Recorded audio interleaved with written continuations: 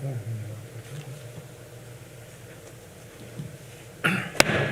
evening, everyone. Welcome to this evening's Planning Commission meeting. Can we have an approval for the minutes from the June 14th meeting, please?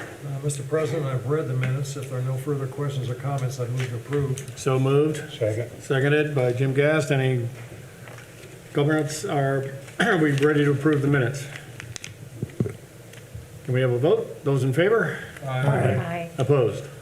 That carries unanimously. The minutes are approved as read. Unfinished business. Justin, No unfinished business. easy for you to say. Thank you.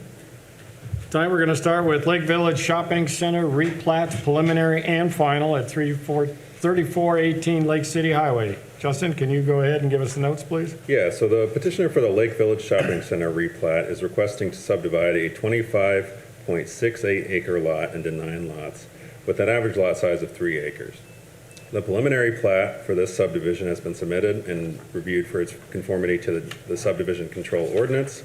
The proposed lots meet the development standards for a subdivision within a C5 zoning district.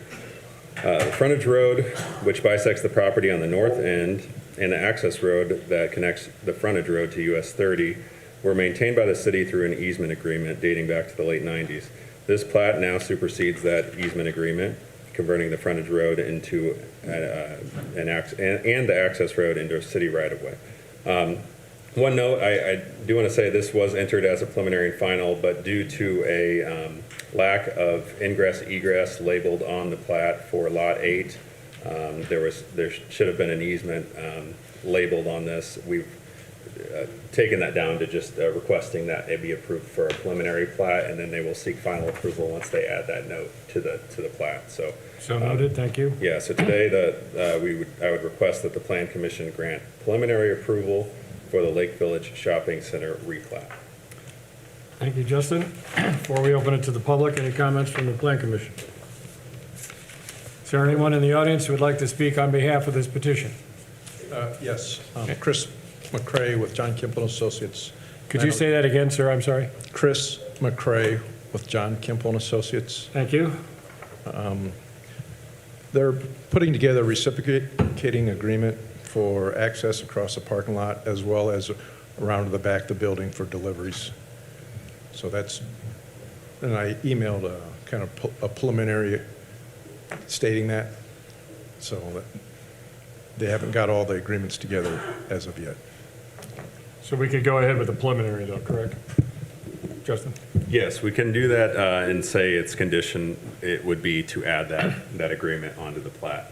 Okay. Is there anyone in the audience, are you finished, sir? Yes. Thank you. Anyone in the audience would like to say something for? Anyone in opposition? Closed to the public. Thank you. Comments from the Plan Commission? Justin, there were no comments one way or the other from the public before this? No, a couple people came into the office to review it, but there were no comments for or against. Okay. Well, this is a die-in special. Well, we're not splitting it anymore, so, it's just a preliminary.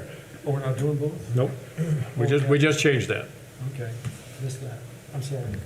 So all we need now is a motion to approve the preliminary. I make a motion that we approve the preliminary with the addition of the ingress egress. For Lot 8, yeah. Thank you. Seconded? Dan? All those in favor of approving it? Aye. Opposed? That passes unanimously. Thank you. Next item on the agenda is the preliminary and final. Is that correct, Justin? No changes there? Yes, and this one actually has a little caveat too that I need to spell out. It's not a major change to the plat, but there was a minor reconfiguration of Lot 5 that was included in this, just to clean that up. The printout that you have does not include Lot 5, but we asked them to go ahead and add that to the final, just so it's a little bit cleaner when the county records it, because there was a couple little tangents of the lot that were kind of out there that needed to be combined into. So it really doesn't change what you've reviewed, but we wanted to make sure it was represented on the final plat. So Okay, so that'll show in the final paperwork and in the minutes. correct, and it's on the screen in front of you as well, just so you can see what that change is. I can't see that So the petitioner for the replat of lots 3, 4, and 5 of the North Point addition is requesting to subdivide a 1.3 acre lot into 2 lots with an average lot size of 0.7 acres. The preliminary and final plat for the subdivision have been submitted and reviewed for their conformity to the subdivision control ordinance. The proposed lots meet the development standards for a C2 zoning district. Since this subdivision does not include any additional public infrastructure, I recommend that you grant preliminary and final approval for the replats of lots 3, 4, and 5 in the North Point subdivision. Thank you, Justin. Before we open it to the public, any questions, comments from the Plan Commission? Is there anyone in the audience who would like to speak in favor of this petition? Anyone in opposition? Closed to the public. Comments, questions? Motion? I move to approve the preliminary plat. Dan has a motion to approve, seconded by Second. Jim Gass got there first. Yeah. All those in favor of approving this motion, say aye. Aye. Opposed? That carries unanimously. Thank you. I make a motion that we suspend the rules to approve the final plat. We're now going to do the final plot, Second. seconded by Rick. All those in favor of approving? I'm sorry. Suspending the rules. Oh, that's right. I'm sorry. I jumped in on you, Diana. My bad. She's got it down pat now. She does. I should have known better. Just shut up. Okay, go ahead. So I made a motion to suspend the rules, And I suspect, I'm second. and he You seconded. seconded. All those in favor of suspension of the rules? Aye. Opposed? Now I Diane? make a motion to approve the final plat. Motion to approve the final plot. I'll second again. Seconded by Rick again. All those in favor? Aye. Opposed? That carries unanimously. We have the final and the preliminary approved. Thank you. Okay, this evening's next item is a preliminary plot subdividing 42 acres into 64 lots, southeast corner of 350 North and Airport Road. Justin? So the preliminary plat for the Greenbrier subdivision PUD has been submitted in a timely fashion and reviewed for its conformity to the subdivision control ordinance and section 13.2 regarding planned unit developments. The petitioner wishes to subdivide a 42.26 acre lot into 136 lots containing a mix of detached single-family and attached single-family residential units. The attached single-family units will be located on the eastern portion of the parcel and will have direct access to 350 North. A connection is being proposed to the neighborhood to the south via Knollwood Drive that would, in order to give access to the Dells access to 350 North to the Dells via that road. It is the opinion of the Planning Department that you could give a favorable recommendation to the City Council for this proposed PUD. We certainly empathize with the concerns expressed in the letters regarding this petition and the concerns and opinions that will be expressed at the meeting tonight. However, we implore you to not lose sight of the overall health and needs of the community. The lack of housing necessary for talent acquisition and retention have been highlighted over and over by studies and committees tasked with economic development. For those who fear change, I would encourage you to take a look at similar neighborhoods that have been approved by this board, like Bella Augusta or Gateway Grove. They have not had an adverse impact on the surrounding neighborhoods, as some may have feared. The housing market has been evolving, and the type of housing products available to consumers must be diverse. This is not the first subdivision with single-family attached housing that has been proposed in the city, and it won't be the last. In the coming months, this board will see 3 or 4 subdivisions with similar character. We will be doing ourselves a disservice to the long-term health and stability of our community if we fail to recognize the benefit that these different housing options can bring. Conclude your comments, Justin? Correct. Thank you, sir. Before we open it to the public, any questions, comments, or concerns from the Plan Commission? If we have a concern about one of the... Diane, I'm not sure everybody can hear you through your mask. Thank you. If we have a concern about one of the general requirements, do we ask that question now or wait until the builder gives his presentation? I think you might wait. Okay. Thank you. Any other questions or comments from the commission? Anyone in the audience who'd like to speak in favor? Yes, sir. Mr. President, members of the commission, can you hear me okay? I can. My name's Tom Neeser. I'm an attorney with Barrett McNagney at 215 East Berry Street, Fort Wayne. I represent Oakmont Development. With me in the audience tonight, seated right behind me, is Mike Thomas, who is one of the principals of Oakmont Development. Seated to Mike's left, just to my left, is Joe Herendeen of Sauer Land Surveying. They are our civil engineer for this project, known as Greenbrier. Oakmont has been in business for over 40 years as a residential real estate developer headquartered out of Fort Wayne. While primarily, historically, doing its business out of Fort Wayne, Oakmont is now this region's, Northeast Indiana region's largest residential real estate developer. And this is not its first development here in Kosciuszko County. You may be aware of their work of the Tuscany subdivision, which is in Winona Lake, and then Raccoon Run, which is also in Winona Lake. Tuscany is fully built out.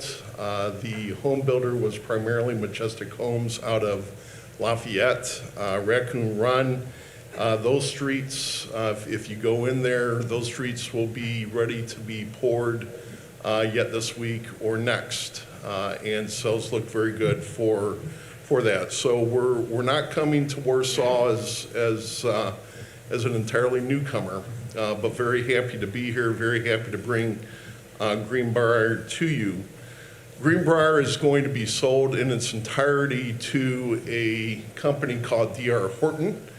D.R. Horton, for those of you not familiar, is this nation's largest residential real estate, residential home construction company. They have done a lot of work in Northeast Indiana. I think you'll be very happy with their work product here. They are going to be building homes with lot in the price range of the upper $200,000 to $400,000 for the single family homes, just a little bit less for the attached Villaminium lots that Justin spoke of that are on the east end of the development.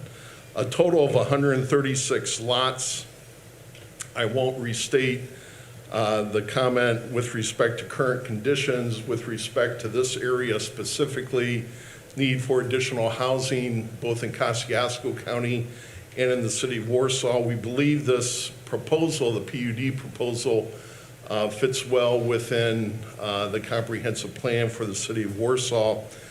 Infrastructure is going to be provided by the city of Warsaw through an agreement that we have to bring sanitary sewer to the site, assuming that the interconnection to the south going into the Dells remains in place. That will also serve as the ability to extend sanitary sewer at the appropriate time when ready further to the south, as all of those homes, I believe, are on existing septic systems within Warsaw.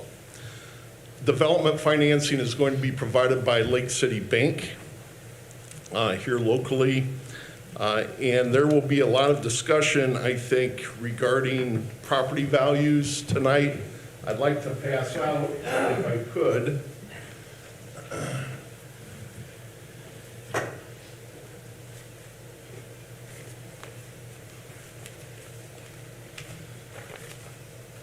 what Justin is passing around is there are 11 homes in the Dells that are immediately adjacent to the Greenbrier subdivision. And the list that I've given you shows the current 2021 assessed value for each of those homes. And understanding that in this market, assessed value might be understated, I would like to provide you also with the current, as of today, estimated fair market value for these properties off of Zillow, which many follow and believe is a more accurate price. For lot number 1 at 3339 North Royal Oak Court, $354,000. Number 2, 3340 North Royal Oak Court, $300,000. 3335 North Greenfield Court, $341,000. 3341 North Greenfield Court, $306,000. 3334 North Greenfield Court, $337,000. 3343 North Hickory Court, $320,000, and Zillow is showing that that is a fairly new comparable, reflecting a recent transaction. 3342 North Hickory Court, $300,000, and again, that shows a fairly recent transaction. 3345 North Knollwood Drive, $273,000. 3346 North Knollwood Drive, $332,000. 334 East Birchwood Court, $405,000, and then 356 East Birchwood Court, which is at the last lot, $318,000. So you'll see that Zillow has a somewhat 30% or so disparity and increase over the current assessed value. That's really not unusual in today's market, and not unusual here for Kosciuszko County. We have no reason to doubt that those numbers are reflective of what the true fair market value is of the homes, but by the same token, that is exactly the price point that the Greenbrier homes are going to be built in, and it's a price point that reflects brand new housing stock with existing public sanitary sewer service, brand new streets, amenities consistent with the conditions and requirements of your zoning ordinance. For those reasons, and looking at state statute, we believe that the requirements under Title 36, when considering a rezoning change to your PUD classification, are being met. We believe that we can satisfy the conditions of your local ordinance with respect to the PUD requirements. We understand that we would be coming back here, assuming favorable approval, favorable approval by your city council to take a closer look at the plat before it is approved as part of the the plan unit development. With that, we would ask for your approval tonight, and not approval, but recommendation to your city council for a favorable recommendation on approval of the zoning change to a PUD classification. Thank you. Thank you. Appreciate that. Any questions before he steps down? Thank you, sir. We appreciate that. Thank you. Is there anyone else in the audience who'd like to speak in favor, or has that been representative of the people in favor of? I assume that's the case. Thank you, sir. With that, is there anyone in the audience who would like to oppose? Good evening. I'm Steve Snyder. I'm here on behalf of Tony and Mary Nicholas and the Dells Homeowner Association. With your permission, I'd like to distribute some documents. So granted. Thank you. Thanks, Steve. Thanks, Steve.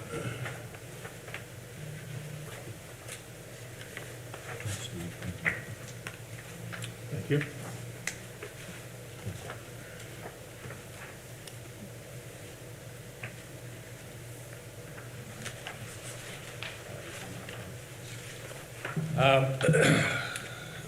First of all, some procedural issues.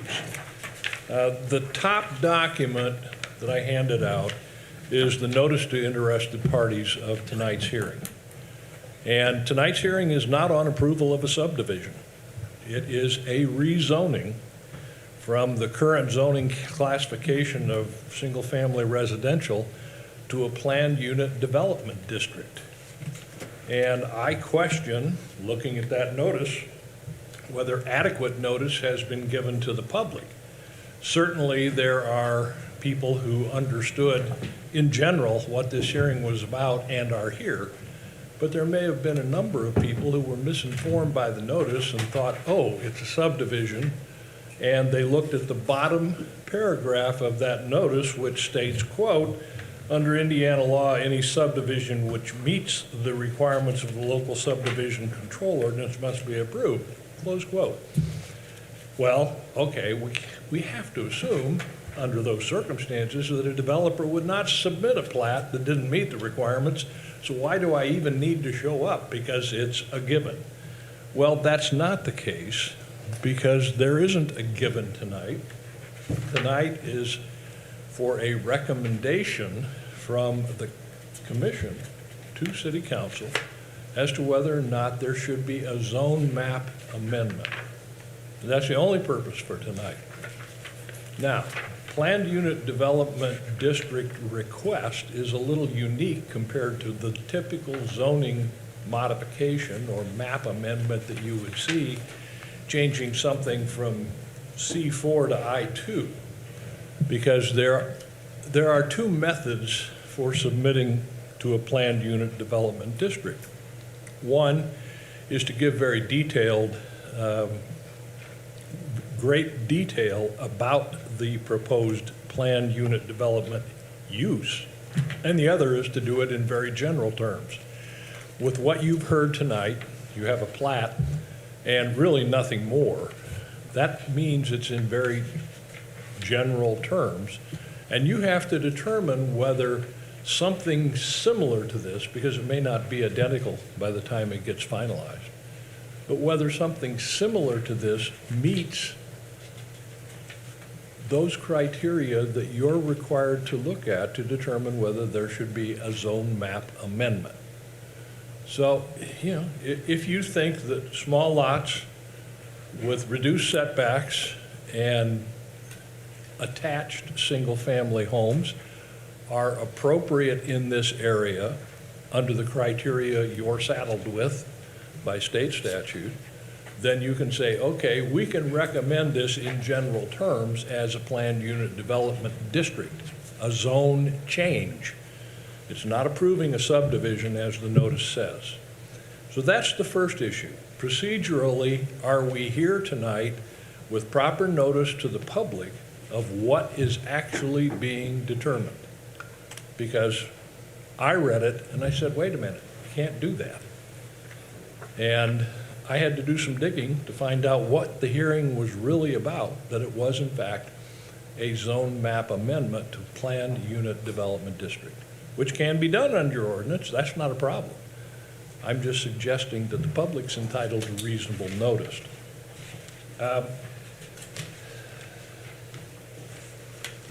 Let's leave that procedural issue for your decision, but it is the first one you need to create. If it isn't properly noticed, I don't think you should go forward. So let's look at the substantive argument as to whether or not this is an appropriate place for a PUD district. Well, I think there's insufficient supporting data that you have for a rezoning of this nature. We now know what the adjacent lots in the Dells are assessed for and supposedly their current fair market value. But that doesn't tell you anything about the neighborhood, about traffic access, about how this will affect the neighborhood. We don't know what type of structures will be placed there, other than the range of prices from the upper 200s to 400. We don't know anything about maintenance of common areas. How are they going to be maintained? Is there an association that will be funded by maintenance fees to take care of those open areas? And then, if you look at your section 13.6.1.2 of the ordinance, there are just pages after pages of detail for development plan requirements. And those have to be determined at some point, not necessarily now, and very possibly in the secondary hearing, which would be probably combined with a preliminary or primary plat hearing. But those are the things you have to look at to determine whether a PUD is something you want. And your planned unit development ordinance speaks to a lot of issues that are raised by this type of a rezoning. In a PUD district, quote, "There shall be no minimum lot sizes, no minimum setbacks, no maximum lot coverage, no minimum lot widths, and no height limitations." That's authorized under your PUD district. Is that appropriate in the area we're talking about? Provisions for open space compensating for the reduced lot sizes, setbacks, et cetera, shall be made by the developer. Requirement. What we're dealing with is something that you are required to look at and say, this fits, just as if it were zoning from R1 to R2. And you need to make that determination based upon a myriad of criteria, both in your own ordinance and in the state statute. A planned unit development can only be established in a planned unit development district. And there's a difference between a planned unit development and a planned unit development district. A planned unit development district is a zoning classification just like R1, C2, et cetera. It is a specific zone map change. In this case, if you were to approve it tonight, it would be for the area that's shown on that map up there, because that's the legal description or legal area that's provided in the notice. But it has to go through that zone map amendment hearing, which is what we're having tonight, before there can even be a PUD considered in it. It has to have that classification. The developer's chosen to do it in general terms, which means specific terms have to come back to this commission again in a secondary hearing. In a PUD district, state law allows some very significant modifications to compared to other residential districts. And those include, as I've already read, requirements for front, rear, side yards, courts, open spaces, and total area, requirements for structures such as location, height, area, bulk, and floor space, standards for population density and traffic circulation, and all of those are the things that you need to consider when you're considering the criteria on which you must base a determination that it should be zoned to a PUD district. State statute says, in preparing and considering proposals under the 600 series, which is a map amendment, the Plan Commission and the legislative body shall pay reasonable regard to the comprehensive plan, current conditions and the character of current structures and uses in each district, the most desirable use for which the land in each district is adapted, the conservation of property values throughout the jurisdiction, and responsible development and growth. It doesn't say you have to, it says you shall pay reasonable regard to. But I think that's a pretty good guideline of what you do every time you consider a zone map amendment. You look at those criteria and make the determination as to whether it fits. Well, on behalf of my clients, the Nicholases, and the residents of the Dells, we suggest to you that those criteria aren't met and have not been shown to have been met by the evidence that was presented by the petitioner tonight. The petitioner is merely saying, oh gosh, we need housing. Well, I suppose we do. And I don't think there's anybody who says we don't. But why do we need housing with such significant differences from what fringe area subdivisions typically show as is being presented here? Lot sizes that are significantly reduced, setbacks that are significantly reduced, not much open area to compensate for those reduced sizes. In fact, I'd suggest it's probably a detention area that's the largest open area in the whole proposed subdivision. Traffic flow. We have one entrance onto 350, and then we're going to funnel the rest of the traffic through the Dells. Well, is that a reasonable method for handling the circulation of traffic as you're required to look at under your own ordinance? I suggest it's a minimalist approach. The traffic on 350 is difficult already. The railroad doesn't help that traffic any, which means every time there's a train stopped, the traffic's going to go a different direction. Where's it going to go? Probably going to go down Knollwood, or go over to 100 and go down 100, or spread wherever it spreads when that train blocks the crossing at 350. Those are the kind of things that you need to consider. It will be high-density traffic. I mean, we got a high-density subdivision compared to what is in the area right now. So, you know, let's assume 136 lots and 2 cars per lot and just 2 trips per day. I think real quickly that comes out to 272 vehicles, and let's assume each one makes 2 trips a day, that's 4, we're at 1,000. And can this road configuration handle an additional 1,000 trips per day? Let's assume 750 of them go to 350, and the other 250 funnel down through the Dells. And if you could see the rest of the, you know, the rest of the street pattern on Knollwood, it doesn't have a straight shot all the way through the Dells. It must make 5 turns just to make it out of that subdivision. That's not a reasonable circulation for traffic.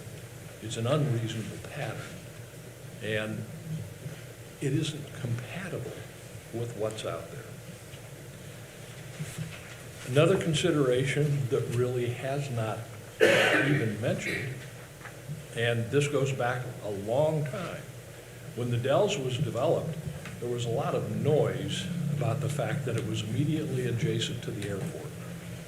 Well, in the years since the Dells has developed, the airport has grown.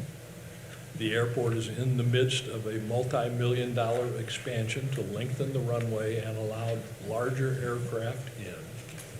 The FAA has certain noise requirements that have to be met by the airport, and they have to conduct noise studies. If you throw another 136 lot high-density subdivision in the immediate area of the airport, what effect is it going to have on the FAA's noise study, which takes into consideration the number of residents within the navigation easement that goes out like a V from the runway? I suggest to you it won't be good. And if you had a lower density, it would be better from the standpoint of that noise study. Your comprehensive plan shows this as R1. It was recently annexed, and when it was annexed as R1 area. So this is a significant change, even though your comprehensive plan doesn't even look at this particular parcel. It was effectively brought in as an R1 classification because of its proximity to additional large single-family residents. Low density in the area, and as your ordinance says, this is the fringe area around the city is where the lowest density housing should be. And this is certainly a fringe area around the city. A couple of years ago, it wasn't city. So, is this following your own instructions recommended by you and adopted by the city council. Currently, it is a blank slate. It is a nice agricultural field. And anything could be designed and placed on that development that would easily meet the R1 standards of the city zoning ordinance. So why are we here? You can build $250,000 to $400,000 homes in an R1 district without any problem. And maybe it wouldn't have 136 lots, or maybe it would only have 80. Would that be more compatible with your comprehensive plan and the character and use of the adjacent property? One other factor to consider, your Board of Zoning Appeals has already considered this subdivision because there was a request for a variance from the subdivision control standards to allow for smaller lots, higher density, and much reduced setbacks. The Board of Zoning Appeals found that there would be an increase in traffic hazards and congestion, that allowing those variances would negatively affect property values, and that in general, allowing those variances would impair public health, safety, convenience, comfort, and general welfare. So one board of the city has already considered essentially what's up there and said, no, we don't think it fits. And those are the reasons why. You need to consider those 5 elements that I talked about before in determining whether you're going to rezone this property to a PUD district. One, I don't think the procedural requirements have been met because of the defective notice. That's for you to decide. You rule on the procedural questions. 2, substantively, it doesn't meet the requirements of your comprehensive plan. It doesn't meet the requirements of your own ordinance and state statute when it comes to evaluating and making a determination as to the appropriateness of this district in light of the characteristics and uses on adjacent properties. I would urge you to simply reject the rezoning request, leave it zoned R1, and let the developer come in with a subdivision that meets those requirements. Any questions? Any questions from the commission? Thank you, Mr. Snyder. Thank you. Assume that concludes your comments. Normally, when we have parties represented by an attorney, we let them do most of the talking because they're very good at it. Is there anyone who would like to speak with Mr. Snyder's side of opposition in the audience? And if he's already said it, which my guess is he has, we don't need to hear it twice. That's a nice way of saying it, I hope. We do have one coming up. Yes, ma'am. Good evening. My name is Melissa Kistling, and I reside at 3328 Knollwood in the Dells. Thank you for listening to our concerns this evening. My husband and I have been residents at the Dells for more than 20 years, and several of our neighbors have been there much longer. Over the years, several neighbors have moved throughout the neighborhood to downsize or upgrade their home because Dells residents treasure the calm, close-knit community within which we reside. Our long-term neighbors have always realized the potential for a neighborhood to be developed to the north. Sadly, some of our newer neighbors who bought just this summer were not aware, since Beacon Schneider still shows this property that was annexed as residential land back in September 2018 as agricultural. Those same neighbors are now facing the possibility of 3 homes adjoining their backyard and 6 houses close enough they could toss a ball at and hit without any athletic skills. If you had a chance to review the letter I submitted to Mr. Taylor last week, you understand that like most of my neighbors, I can accept a neighborhood of about 100 lots, as was the original proposal when the city annexed the property, of similar spacing, lot size, building design, and materials to the Dells. As I noted in my letter, the undeniably extreme density of this proposal is not what the city indicated would happen in 2018. This is my first venture into the world of building codes and zoning, but at the July meeting at the Board of Zoning Appeals, that team rejected setback variances due in part to the current residents' concerns for safety and property values. They noted that there was no hardship for the developer here that would allow for him to deviate from the original requirements. I ask you now, what hardship exists for the developer that 2 months later the City of Warsaw should now allow him to move forward with this plan? The decreasing property values and potential for 300 additional cars passing through our neighborhood streets are a definite hardship for the 132 lots, 4 less lots than Greenbrier in 19 acres more land that the Dells has, as well as the surrounding property owners. Regarding public safety, at the July meeting, several noted that the traffic on County Road 350 is already dangerous. Our son is a runner, and he does not feel safe running on that road due to the heavy load of traffic moving very fast on the narrow, poorly maintained road. I have spoken to athletes from Barrington Hills as well, who echo these same concerns for personal safety while trying to enjoy recreation time near their homes. Now we are looking at adding potentially 300 additional cars. For all of us, but especially our teenage drivers, joining traffic on County Road 350 from Airport Road is the most dangerous part of our morning commutes because there are already so many cars. Objective 1.8 of the City of Warsaw Comprehensive Plan notes that a high priority objective for the city is to promote residential growth in areas where it will not be impacted by highway noise or railroad noise and vibration. I guarantee you that from my house, I can hear all the heavy trucks and many of the louder cars and motorcycles which drive County Road 350 as if it is a highway, the airplanes from the airport as well as the railroad noise. And I do not live nearly as close to 350 or the airport or the railroad as these new city residents will live. Again, I can accept 100 lots with single-family homes of comparable aesthetics and spacing with strong restrictive covenants that are enforced. But I cannot understand why this plan to sandwich 136 lots in the space makes sense. It seems like the closer together the homes are, the more they will experience noise coming from their neighbors, in addition to the road traffic, airport noise, and railroad noise. I have a letter from the Kosciuszko County Highway Department that notes that Knollwood Drive was never actually accepted by the county due to the lack of a sufficient turnaround. I am curious how it works when the city wants to connect to a non-county road. Beyond Knollwood Drive, a lot of our other neighborhood streets have recurring potholes and other maintenance issues. We are not a high priority for county maintenance, which we are fine with because we have a low flow of low-speed traffic on our streets. The addition of 300 cars on our streets on a regular basis will definitely lead to more wear and tear of our streets. I don't know that the county is going to increase the priority given to maintaining our neighborhood streets due to additional traffic caused by the city. Again, this feels more like a hardship for the 132 hardworking families of the Dells than it does for Oakmont and their profit-driven business. Even if nothing we have said, written or said, makes a difference and this proposal goes through, I plead with you to consider requiring changes to the plan, including at a minimum a vegetative buffer separating the neighborhoods physically and visually, or even better yet, a vegetative buffer in addition to eliminating the Greenbrier entrance through our peaceful neighborhood.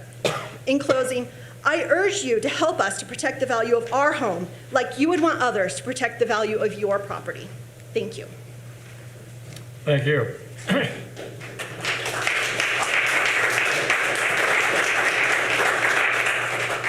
Is there anyone else who would like to speak in opposition? Yes, sir. Good evening. Members of the board. My name is John Payton. I'm a resident also of the Dells, 232 East Delview. Did you say John Payton? John Payton. Okay, thank you, sir. You've heard of Payton Place, right? You're old enough. Many of you are not. Peyton Manning, that's what we got. Living legend in his own mind. I'm a retired Marine. I put 20 years in aviation. This is what I got out of aircraft noise. Okay? I've lived with this for over 50 years. I'd appreciate it if children didn't have to. That's one issue that you don't realize you're considering right now. Because aircraft noise is what caused this.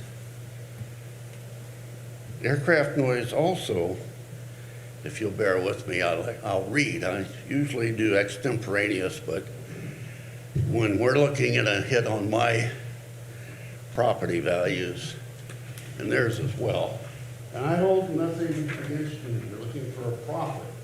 I just prefer you not take it out of my property values. 65 houses would not be an unreasonable number. An exit onto Airport Road to give 2 exits from that subdivision wouldn't be an unreasonable number. This is not the plot that was discussed even as late as Thursday of last week. Frankly, I think there's reason to look at this as a bait and switch. We get told about one thing, and suddenly there's a PUD, very high density housing development showing up. We're going to address this, sir. I assume you are the city planner. Well, what constitutes good government? If who governs best exercises forbearance. Perception is reality. It's defined how one sees something, regardless of the truth of the situation. False, inaccurate, or circuitous communication is a frequent cause of inaccurate perception.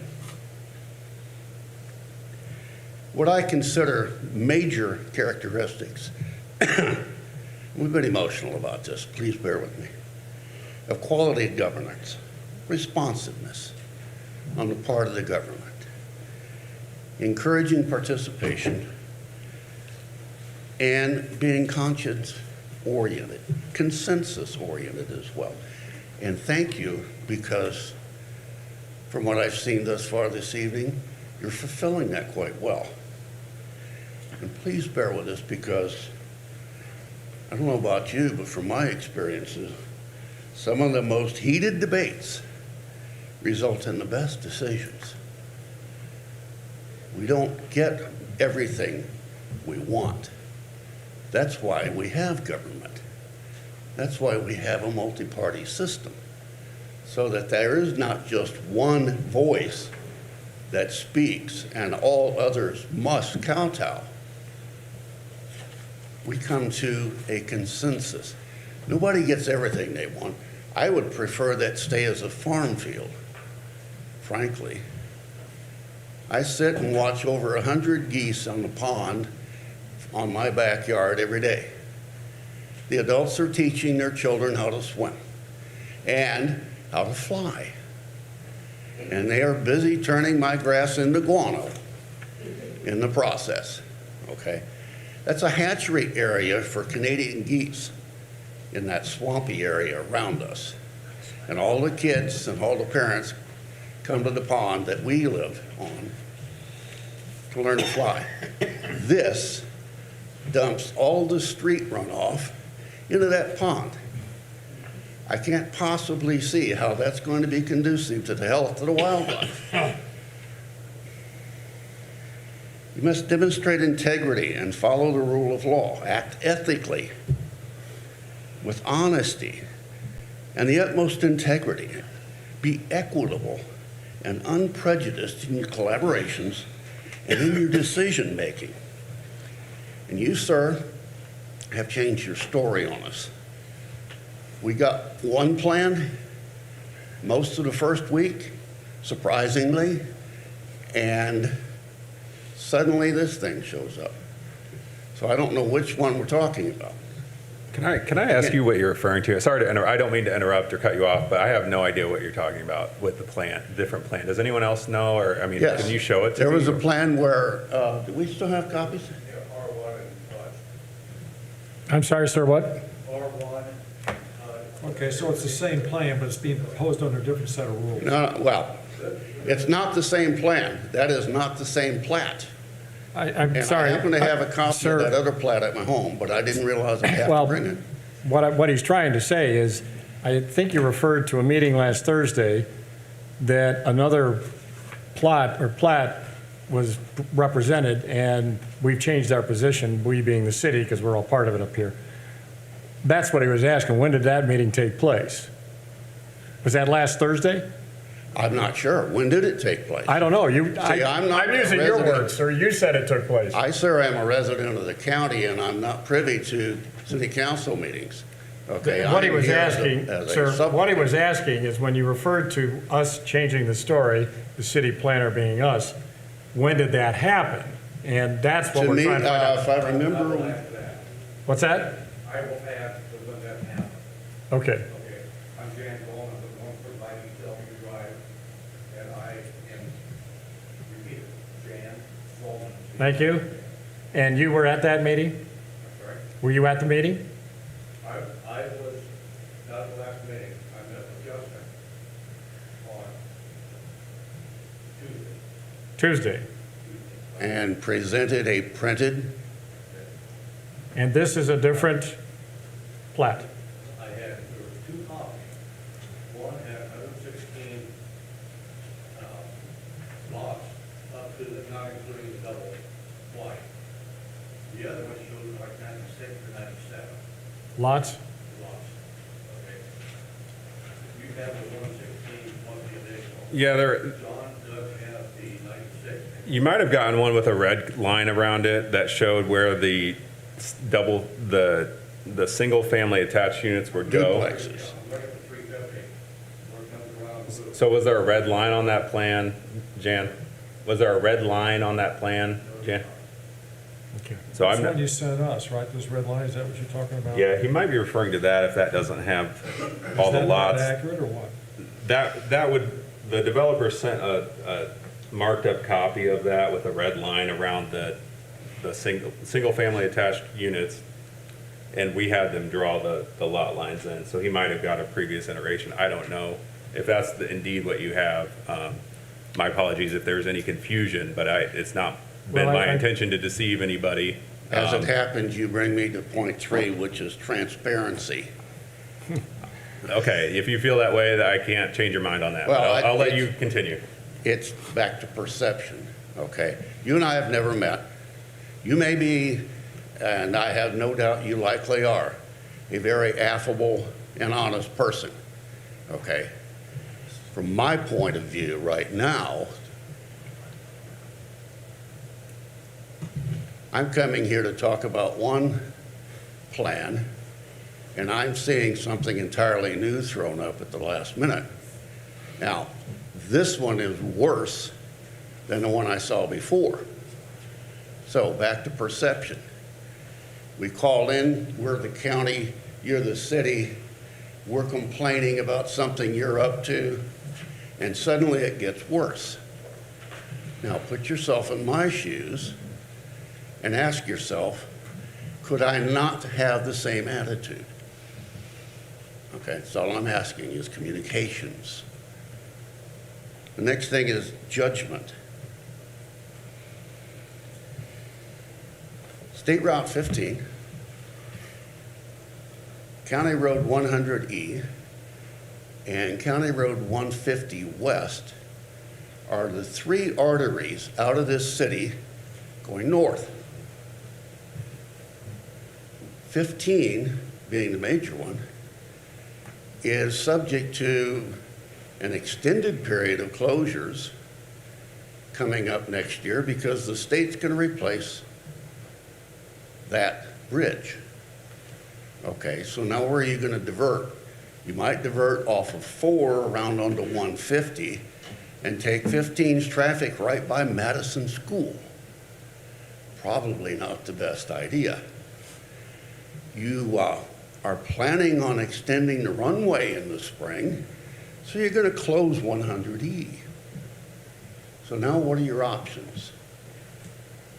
Okay, you in the city may not be bothered by that, but we who have to live with the traffic are. It's a real issue. Justice being equitable and inclusive. thank you this evening for at least giving us an opportunity to express our dismay and our angst and our sincere hope that this isn't a dog and pony show. Because as circumstances have evolved, it gives basis for those types of concerns. And frankly, if you're going to develop that and you're going to bring water and sewage that far out from where it is, economy of scale doesn't really drive that well. Where are you going to get more funding? Directly south, by annexing the Dells and forcing us onto your set of water and sewage. That's how you're going to pay for it. And we are going to be the ones to pay. It's unspoken. Nobody's mentioned it. But there's no other economical way to take that water and sewage out there. If you cut that to 65, 60, the water table out there would probably support 60 more 4-inch wells, and you would have enough property space to put a septic on, and you could avoid the millions of dollars of expense putting in city sewage and city water. It would not be necessary. We live on a well and a septic, all of us, in these $300,000 plus homes. So there's no real driving need. The lots as I saw on the other plat were 60 feet wide, 65 feet wide. My house is 60 feet long, and it's not a large house. It's got a double garage. If you look at a 60-foot wide house, you're looking at a maximum of 40 feet wide, with 10 feet for a yard on each side. And if you're looking at a standard offset on a driveway of 30 feet, you're looking at a house that can be no more than 30 feet deep. Otherwise, you don't have 10 to 15 feet for a backyard or a front, other than the driveway. So by the size of the lot, you're driving a house that is at most 30 by 40 square feet. And we're not even talking about a garage. Where are they going to park? On the street?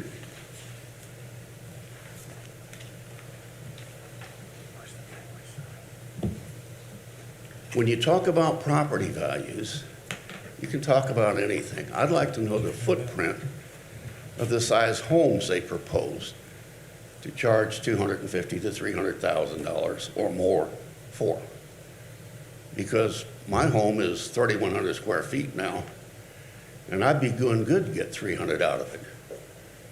So how are you going to get 300 or more out of a house that is a half or less that size?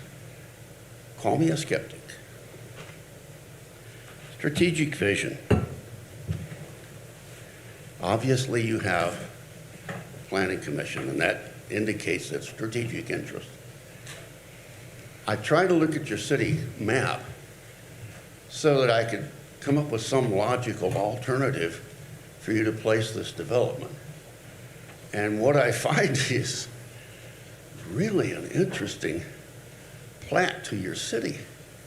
It runs basically squeezed along 15 and squeezed on 30 and bumped up against Winona Lake. But there's large sections along 30 where the old Biomet area is that aren't city. There are sections that are surrounded on 4 sides by city that are not developed, that are close to where your sewage plant is, that are not being considered. Yet suddenly we find at the extreme north edge of your town, you guys needing, for some reason, to dump this on us. It's a perfect storm for our disaster. You bring traffic through our neighborhood, you dump all of the drainage into our neighborhood, okay? You don't open onto Airport Road, which is contiguous on the left, okay? You don't give a second entrance into that subdivision along 350 to reduce the amount of traffic backup within that little community to get out onto 350. You don't worry about an easement on the far west side, or the east side as it were, I'm sorry, so that they might be able to egress from there. No, the answer is to dump everybody in the Dells, but it's not a straight shot. So at this juncture, ladies and gentlemen, perception being reality, my perception is you're being pretty hostile neighbors. And we are here to plead a little bit more forbearance. I've gotten more emotional about this than I originally expected. I do have typed notes that I would appreciate you accept and possibly glance at. And I'm available for questions. What are your questions? Thank you, Mr. Payton. Appreciate your comments. You wish these. Yay or nay? What do you ask? He's going to take the notes for the record. Oh, I'm sorry. Now that I've accused you, I may as well meet you. I don't want to shake hands. COVID, everything, I'm sorry. It just, you called me a liar. I regret to say this, but from the conversations and the way things have evolved, I'm not surprised. Good day, sir. Thank you. Is there anyone else who would like to speak in favor of this or opposed to this petition? Thank you all. Counselor, would you have a few comments to make, I assume? I would. Thank you, Mr. President.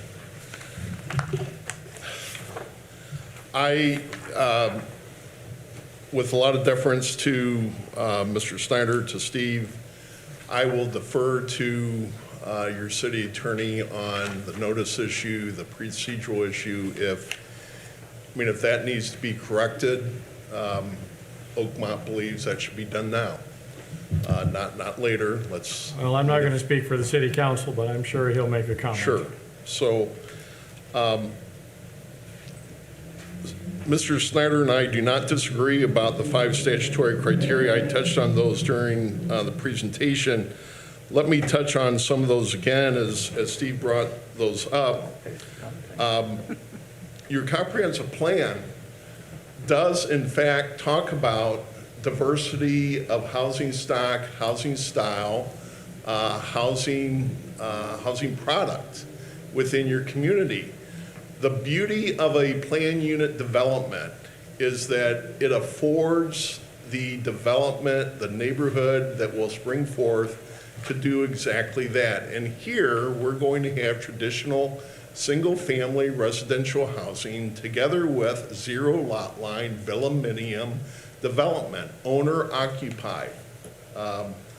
And that provides for a lot of benefits, we believe, to the Warsaw community in that it attracts not only younger families, mid-level families, these aren't entry-level housing, but younger families, but also homeowners who are empty nesters, who may just have need for a smaller villaminium type, low maintenance type of home.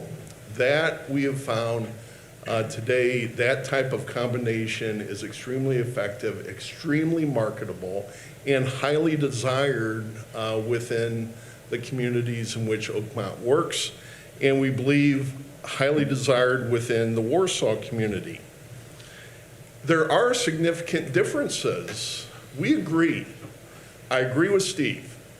There are significant differences between the Dells and Greenbrier.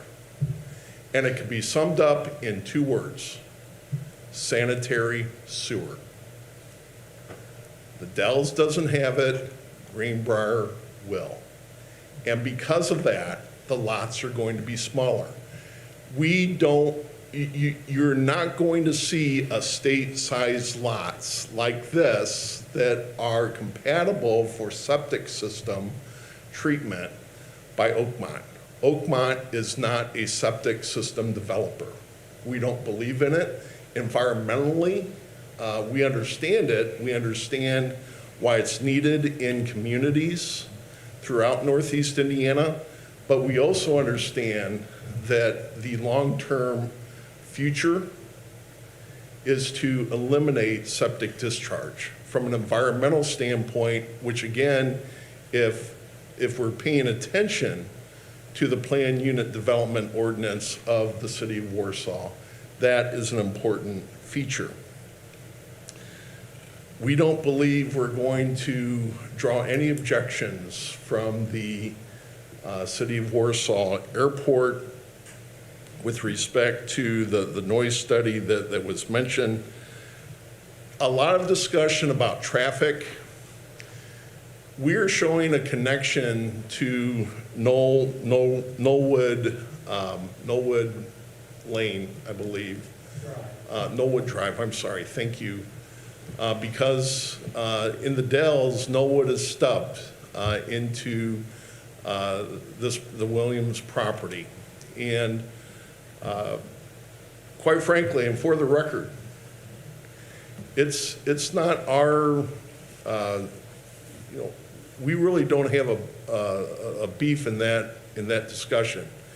If the owners of the Dells wish to approach the County Highway Department and discuss with them an arrangement whereby that stub that they've had historically, always intending to lead to the north, can be converted somehow into a cul-de-sac, we can very easily modify the primary plat that will come back in front of you.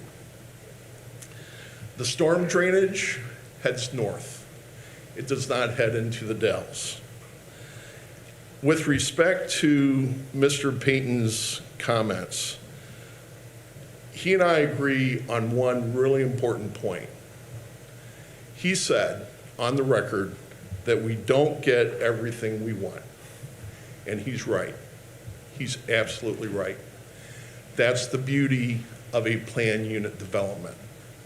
The nature of a planned unit development is that the developer doesn't get everything that he or she wants. It is planned. Unlike staying within an R1 zoning district or an R2 zoning district or what have you, as long as you meet the development standards, well then you're approved. You're approved as long as those standards are met. In a planned unit development, it affords the community, it affords this plan commission, it affords your city council the ability, with the neighborhood input that you've been hearing, with the input that you've been hearing from the developer, the chance to take this 40-plus acre piece of land and make it into a really good and strong subdivision. All that we're showing to you this evening, ladies and gentlemen, is a tract of land. We could have brought to you, and maybe we should have, in hindsight, maybe we should have just brought to you a box, an empty box, and asked that you rezone this 40-plus acre tract of land to a planned unit development showing no more, with no more than 136 residential lots. We could have done that and would have been entirely in conformity with Title 36 that Steve mentioned, as well as in conformity with your ordinance. We chose not to. We chose to be more transparent, as Mr. Payton has shown, and has asked for, going even further to show what our intent is. This is an intent of what we think a planned unit development could look like if a PUD zoning designation is granted by your city council. May it change? Can it change and eventually show an access onto Airport Road? Absolutely.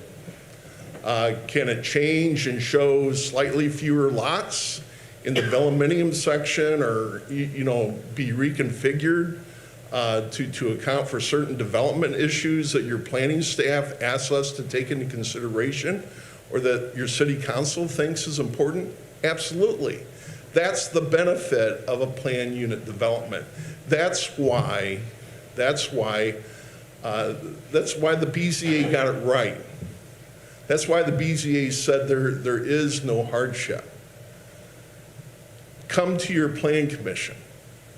If this is what you want, then go the route and seek approval under your plan unit development provisions of the Warsaw City Ordinance, and come to your plan commission. Because coming to the BZA is not the appropriate place for this consideration. That's what we heard, and we're responding to that. We believe the PUD zoning designation for this tract of land is more than appropriate. It's perfect for this area of Warsaw. It is highly needed for abundantly necessary residential housing stock in your city. And this will be good housing stock performed by the leading national home builder coming into your city. Thank you, Mr. Chairman. Thank you. I'd like to ask a question. Go ahead. Sir, before you go, what's your first name again? I apologize. Tom. Tom. I live right over here. There is development going up 2 blocks to the east of me, and another development 2 blocks to the west of me. And they're using plats much like yours. The one on Buffalo Street is actually much tighter. In talking to those people about it, they said 2 things. One is that some of that's driven by the high cost of construction, new construction today, and it's just unaffordable if you do what was done. The second thing they said is that the market is driving that because younger buyers want smaller lots, less upkeep, people working.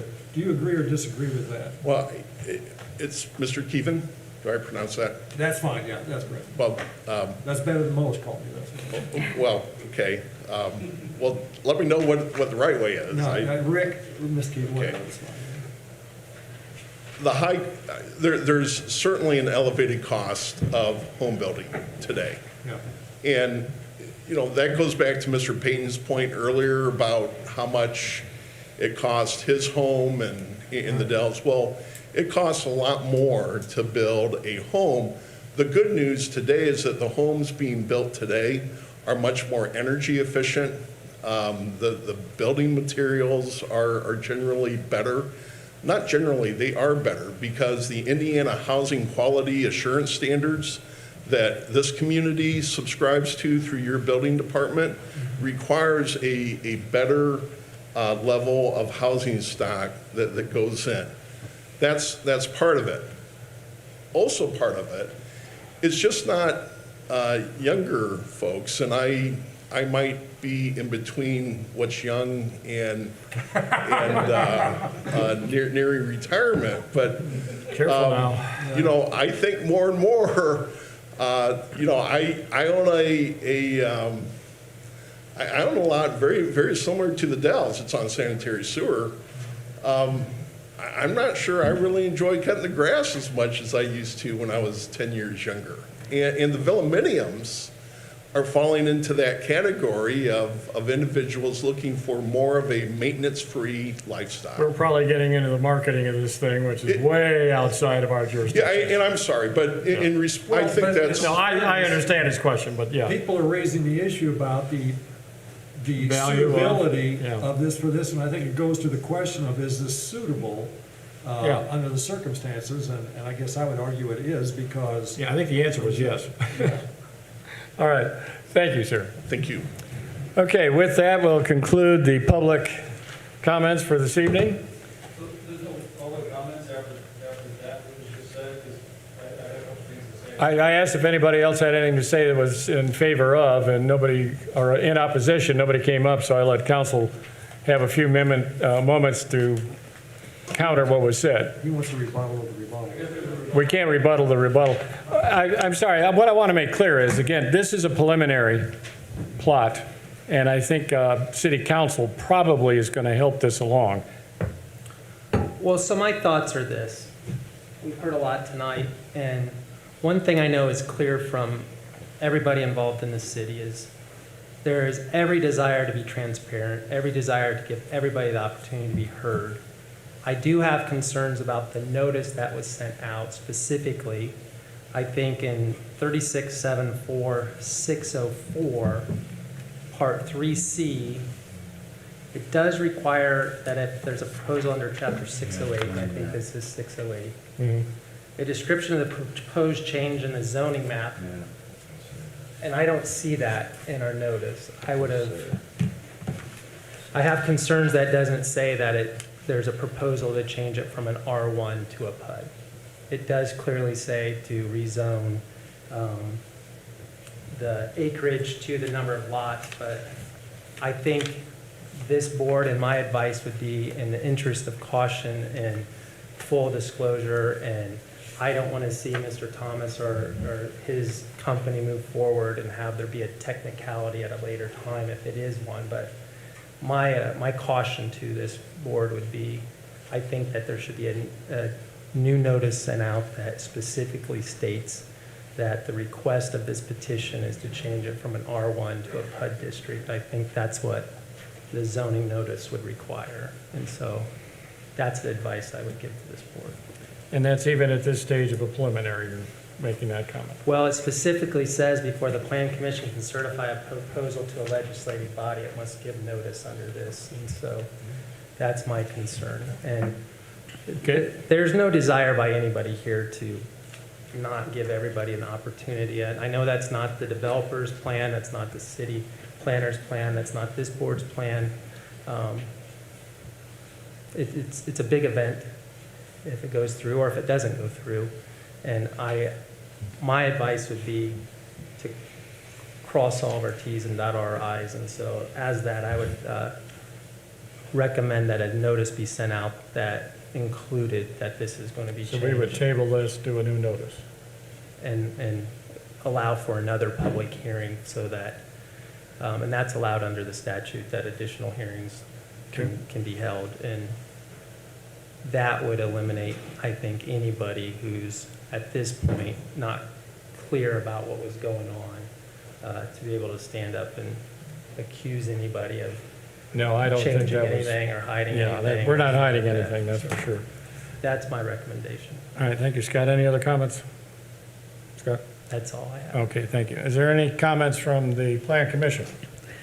Maybe at this point, even though we don't take action tonight, it would be helpful to review what the process is for all of us and maybe people listening as well. I remember with Gateway, they came before us, as you guys all remember, very similar, and presented their idea, but then it had to go to the city council, at which time there was another public hearing, another opportunity for people to speak. And although that's not always required, we've determined as a city council that we will take comments during those times. So, a chance for people to comment, and that at this stage, it doesn't have to be specific. We don't have to specifically see how the water is going to be. And correct me if I'm wrong here at any point, but we don't have to specifically see how the water is going to be contained on the parcel, or where the sidewalks are going to be, or where the streetlights are going to be, or where the easements are going to be, or where the green space is going to be. We have to look at this parcel and say, would it accommodate those things? Is it possible that those things could be met? And then at City Council last time, we chose to give it back to the Plan Commission in order to get those specific details. We also have the choice as the City Council to retain the right to review all those details. So we could be the unit that is looking at the final plans and the building materials and all of that. And we turned it back to this body because you're experts of this. You've been doing it for years. And so, we turned it back to you for your wisdom to go forward. And then we had actual preliminary plats and final plats at that point to look at, to see what was going to happen and how things were going to be built and how they, took place. So there's a lot of steps still to go through before we actually get to, staking out lots and pouring concrete, and that kind of thing. But I mean, I think that's important for us to keep in mind too, that what this body is doing basically is just saying, does this plot of land, is it possible for it to accommodate those things? Am I correct in that? Is that our purpose for this type of hearing? I think that question's to you, Scott. Well, I think it's clear that if they meet all the requirements, then it should be considered. However, there's things that are subjective, I think there was talk earlier about a previous hearing before the BZA, and my recollection, it was a little different. My recollection is it was denied because there wasn't a showing of a hardship. And nothing else, I think, was made of record by anybody on the BZA. I think they I voted agree with that that. was, That's exactly my recollection. that it was Strictly hardship. simply because of hardship. I don't think there was public comment from anybody up on the thing regarding any of the other factors. But also, at the time, the BZA has a different role than this group. The BZA is to see if under the statute, they meet the requirements to allow a variance. And they found that they didn't meet the hardship requirement. And at the time, if you recall, there was talk of the other avenue is to try to rezone. And that's what they were here for today. But you have different roles in the BZA. You have to follow the statutes. But there's some subjective stuff to that. And that's why I think some of the people are here arguing about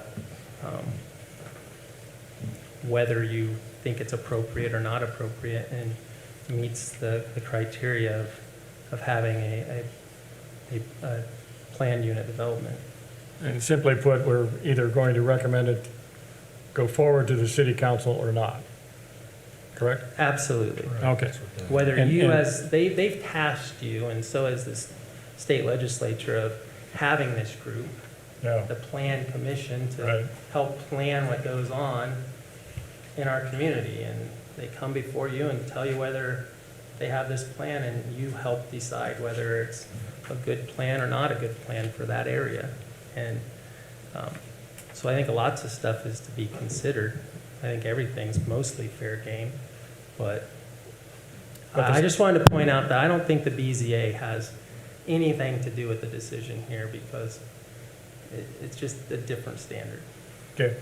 And Diane, I think your summary is that we're really looking at a preliminary, is this meeting all of the conditions for preliminary going to the city council, whereupon you could do further judgment of it and bring it back to the plan commission if required. Okay, very good. I would just like to say, related to Diane's comments and others, that I'm in agreement with Scott that the notice, this is a proposed change in zoning. And this PUD is asking us to change one of the most restrictive zones, R1, in the galaxy. I've been involved in many rezoning requests, including PUDs, and I think it's important for us not to lose sight. We can look at the development proposal and the needs, but by law, it's Indiana Code 3674-603. I've done this countless times. The petitioner and remonstrators need to help me, as a member of this board and the Common Council, reasonable regard to items 1 through 5. I think that's very important for everybody in this room to remember. And if I can't, wrap my brain around items 1 through 5, all of them, petitioner, remonstrator, then I don't change. I don't allow a rezone. That's the criteria by law, and I've done this many times. And again, it's a very important thing for us, I think, to remember if we review this again. It's a rezone request. Thank you. Thank you, Jeff. Anyone else on the commission? I think all the comments tonight have been good. I've been on this council for a long time, and this is one of the more interesting things we've debated. Again, I think what we're looking at is bifurcated in the sense that what we really are looking at is not necessarily a zoning change. We're just making sure that the preliminary plot conditions are met. And I think the wrench and the gearing here is that we're now looking at a PUD, which we have not done many times before. I don't think there's been more than 2 that have been brought up on any of the government bodies that I'm with. There may be more than that, but I'm not familiar with them. So I think what we need to do as a council, as a commission, is to decide, do we have enough evidence to let this go to common council? Or, because of that statute that Jeff just reiterated, we should wait and get more information. And that's what literally is before us now as a commission. So I think what we have to do is decide how we're going to go forward on this, and, are we going to allow it to go to city council or not is the question. Well, my question is what's the process if we hold off and, in essence, amend our notice? What happens? It comes back up. What, 1 month? Is that sufficient notice? I would assume it Yeah, is. 10 days, yeah. Okay. So we'll see it again next month. I don't think we have a choice. Yeah, I would make a motion that we table this and get proper notice and bring it up again next month. So motion, second by Jim. Second. We have a motion, seconded by, the motion is that we table this particular issue until next month. All those in favor of that, show of hands and aye. Aye. Anyone in opposition? That stands as final. Thank you all. Thank you, counselors and the public. I'd like to make a quick comment that I don't believe that we were trying to do a shell game here, by the way. I don't think that was our intent. I understand there has been a couple of changes in that, which happened. So we'll move on and stop beating our wives, I guess is the best way to word that. So with that, we have a motion for adjournment coming up. So moved. Seconded by Jim. All those in favor? Aye. We stand in adjournment. Hey, Justin, what is the difference between these 2 drafts here? The one of them has the red line around it. The one below seems to be, there will be 2 units.